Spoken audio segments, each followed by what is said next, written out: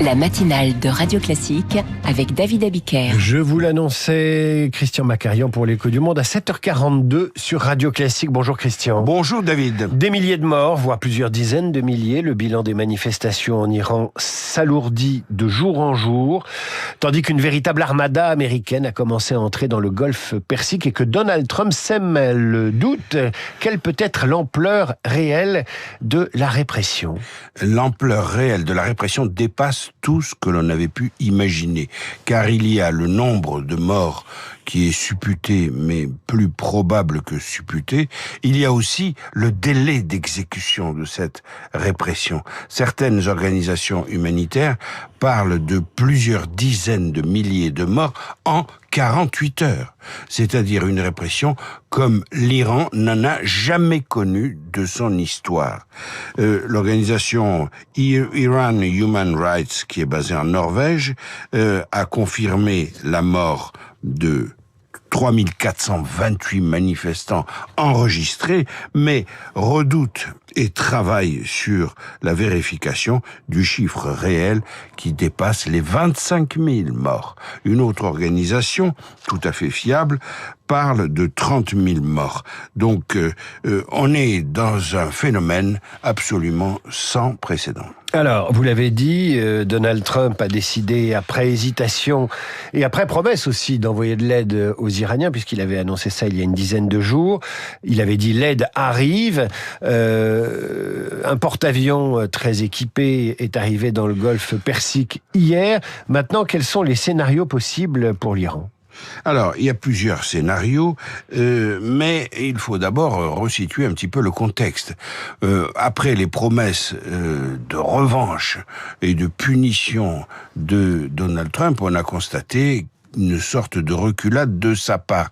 Est-ce vraiment une reculade ? C'est ça la question.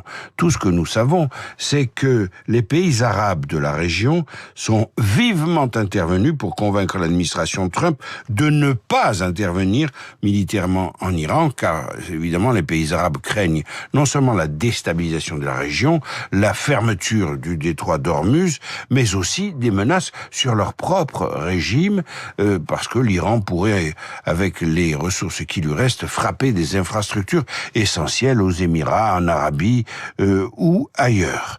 Alors, il faut quand même rappeler que les États-Unis ont éminemment besoin des Émirats arabes unis, donc ils tiennent compte de leur avis. Pourquoi ? Par exemple, parce qu'il y a quelques jours à peine, à la fin de la semaine dernière, c'est à Abu Dhabi que les Ukrainiens, les Américains et les Russes, sous le patronage de Steve Witkoff et de Jared Kushner, se sont rencontrés. Donc, ce n'est pas le moment, si j'ose dire, de donner tort aux Émirats et de les contrarier. Ça, c'est une donnée.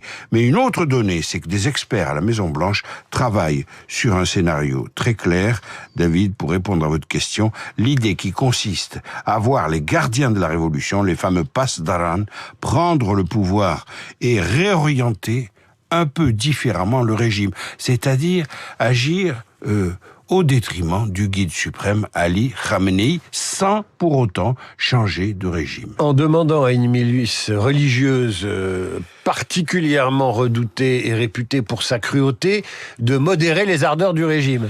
Oui, parce que c'est un État dans l'État, c'est une sorte de KGB plus une force économique. Il possède tout, il s'intéresse jusqu'aux crypto-monnaies, les infrastructures, les dépôts de carburant, les banques, les sociétés d'assurance, évidemment tout ce qui est contrôle d'aéroports, de télécommunications. Les Pasdarans sont le pouvoir même, si j'ose dire. C'est le bras armé du guide. Ils sont les seuls à même de modifier un petit peu le régime. Et il faut interpréter les manœuvres d'encerclement de la marine américaine et les déploiements de force auxquels on assiste comme la volonté d'étouffer le régime iranien et de pousser à une sorte de transition interne. Alors, ça ne fera pas rêver, mais peut-être que ce scénario est actuellement à l'œuvre. C'est en tout cas ce que semble souhaiter l'administration Trump. Vous êtes en train de me dire que les mêmes qui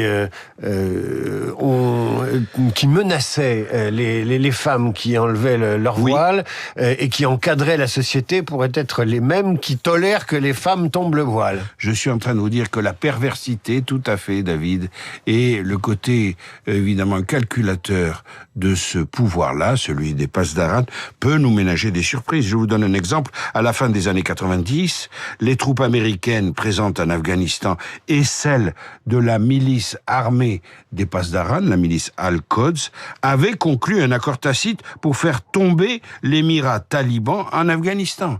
Donc, il est arrivé que ces forces qui se détestent trouvent un intérêt commun.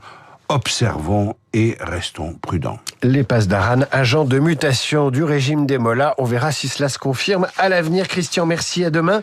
À suivre le journal imprévisible. Ce week-end, Bill Clinton et Barack Obama ont donné de la voix pour dénoncer les agissements des polices fédérales américaines contre les immigrés clandestins et les militants qui les soutiennent. C'est l'occasion pour Marc Bourreau de s'intéresser à ce que font les présidents américains une fois qu'ils ont quitté leurs fonctions, farniente ou hyperactivité.